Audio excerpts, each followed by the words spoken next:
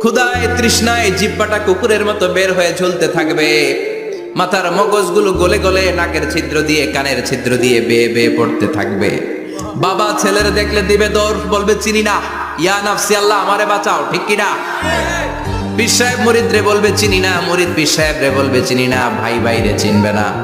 সব নবী আর সব উম্মতের একটাই জিকির, ইয়া নাফসি ইয়া নাফসি। নবীও জিকির করে ইয়া নাফসি, উম্মতও জিকির করে। সবাই সাইয়েদনা আদম রে ধরবে, সাইয়েদনা আদম বলবে আমি পারবো না। নূহের কাছে যাও, সাইয়েদনা নূহ বলবে পারবো না। ইব্রাহিমের কাছে যাও, সাইয়েদনা ইব্রাহিম বলবে পারবো না। মুসা আলাইহিস সালামের কাছে যাও, মুসা আলাইহিস সালাম বলবেন পারবো না। ঈসা আলাইহিস সালামের কাছে যাও, সাইয়েদনা ঈসা আলাইহিস সালাম বলে এত জায়গায় ঘুরে লাভ নাই, জায়গা মতো যাও মিয়া, জায়গা মতো যাও। মাকামে মাহমুদে বিশ্বনবীকে সেজদায় পড়ে থাকতে দেখবা। ওই নবী ছাড়া আজকের এই ভয়ঙ্কর আমাদের সবার বিপদের দিন।